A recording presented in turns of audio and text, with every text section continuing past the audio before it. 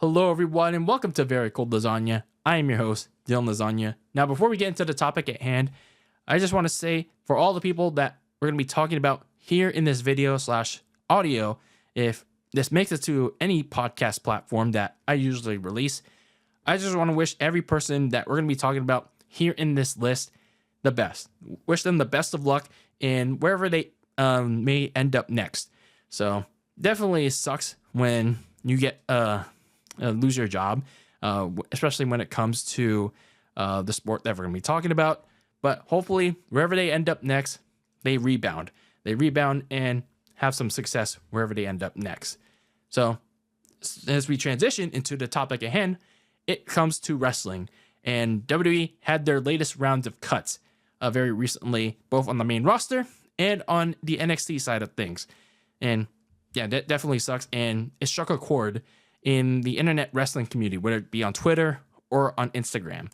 So yeah, it definitely sucks when, again, you lose your job, you get cut, but it is a business at the end of the day, and I get that. But whether it be injuries, you're underperforming, or some other reason, you're gonna get cut, unfortunately, and that's the hard side of things, and definitely sucks when you lose your job nonetheless. So again, I wish the best of luck in what's next for them, and hopefully they'll be able to rebound. So that being said, we're going to get into this list of spring cleaning for the WWE in the 2025 edition. So we kind of saw the writing on the wall for these cuts when a couple of people in the corporate office for WWE were cut. So we saw the writing on the wall, and yeah, these cuts happened. So there were a couple names in NXT that I honestly don't know a lot about, but some of them, actually only a select few of them stood out to me. Those including let's start with the list that I didn't really don't know much about don't interest me. That's Riley Osborne, Eddie Thorpe, Gallus, that's a stable, which included Joe Coffey, Mark Coffey, and Wolfgang, Ora Mensa, and Javier Bernal.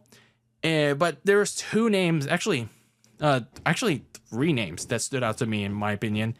That was Gigi Dolan, aka Priscilla Kelly, and then Jakar Jackson, and as well as Shotzi Blackheart.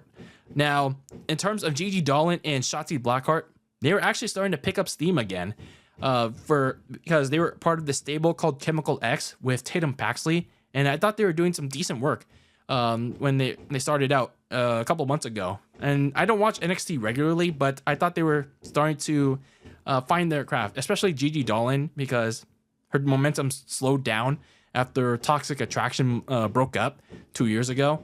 So I'm very unfortunate that Gigi got released. And I hope she'll be able to rebound, whether it's in a TNA or some other company. And I think she will get signed maybe to TNA, considering that NXT and TNA have their partnership.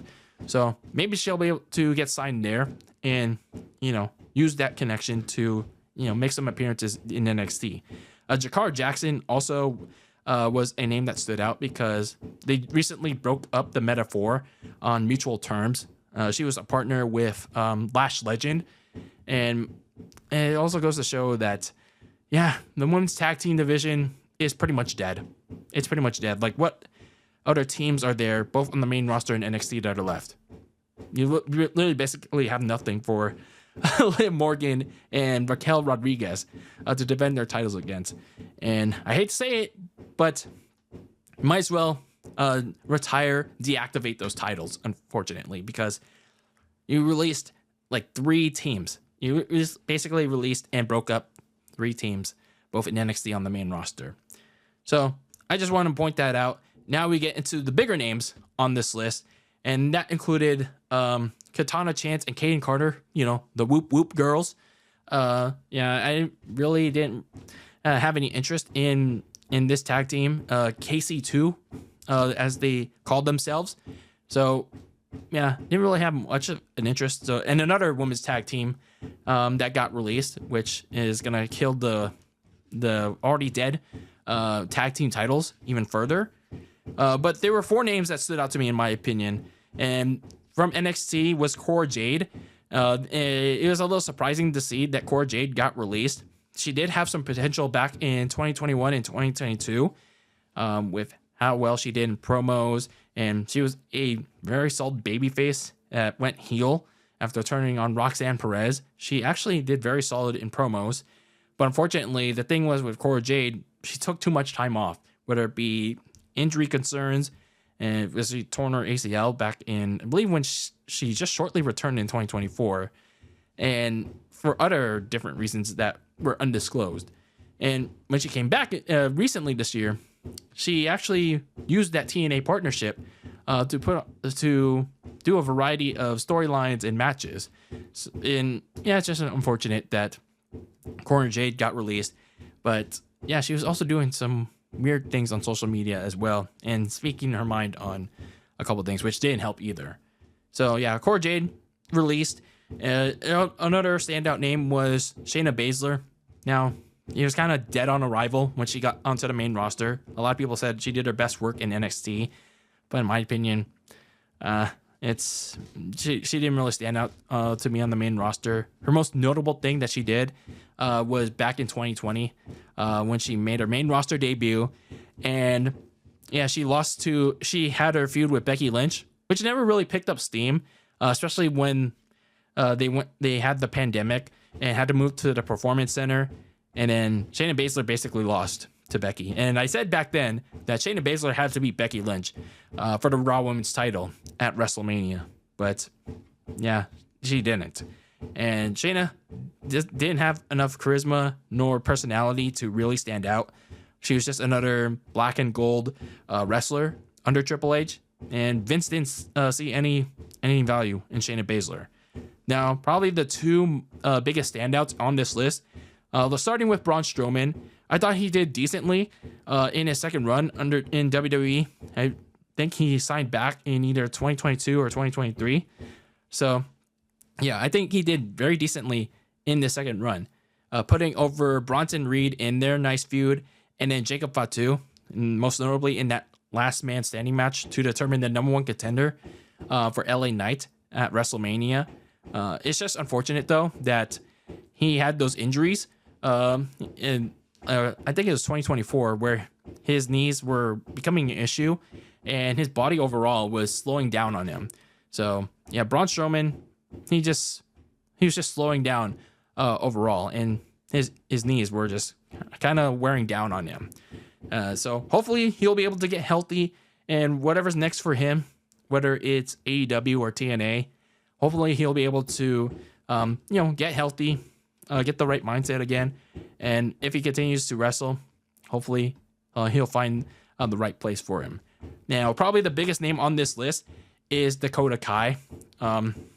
Dakota Kai, in my opinion, didn't really do anything for me, and I know a lot of people in the IWC were really pushing for Dakota Kai to get pushed, whether it's under Vince or Triple H, and honestly, in my opinion, I didn't really see a lot in Dakota, because she didn't have a personality, she didn't have a character. All she did was pretty much wrestle. She was an in-ring wrestler that honestly wasn't really that good, in my opinion. And she's also injury prone. I hate to say that. It's as harsh as I am, she's injury prone. She suffered too many injuries during her time in WWE when she came back in 2022. And she tore her ACL a year later in 2023, which pretty much halted the Damage Control storyline and had them pivot a little bit. And then recently, in the last couple of months, she suffered a shoulder injury, and then recently she's had a concussion, I think it was, which WWE I think had enough with all the injuries that Dakota was having. It also didn't help that she was complaining a lot on social media as well. She was one of those people that were complaining.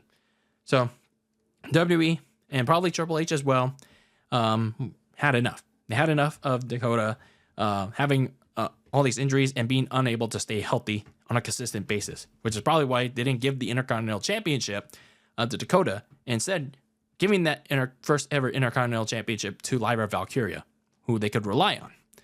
So overall, again, these releases do suck. Hopefully, again, they'll be able to bounce back wherever they next end up. But yeah, these names don't really surprise me, other than I'd say Gigi Dolan and I guess Cora Jade and probably Shotzi Blackheart. Maybe one day that a name like Gigi Dolan and Shotzi can return back to WWE. So that remains to be seen, though. And someone like Dakota Kai, if she ever is to come back to WWE, now again, she doesn't really interest me all that much, but some of these names, they got to prove that they can stay healthy on a very consistent basis. So again, I may sound harsh in this little video, but it is what it is. And yeah, it sucks. That's the name of the game in the business. It's just like getting cut in the NFL, the NBA. Like, there are going to be cuts if you're underperforming, can't stay healthy. It's just unfortunate business. And it's just like that in the WWE or AEW, TNA. It's like that overall in wrestling. If you're underperforming, can't stay healthy, or any other reason, you're going to get cut.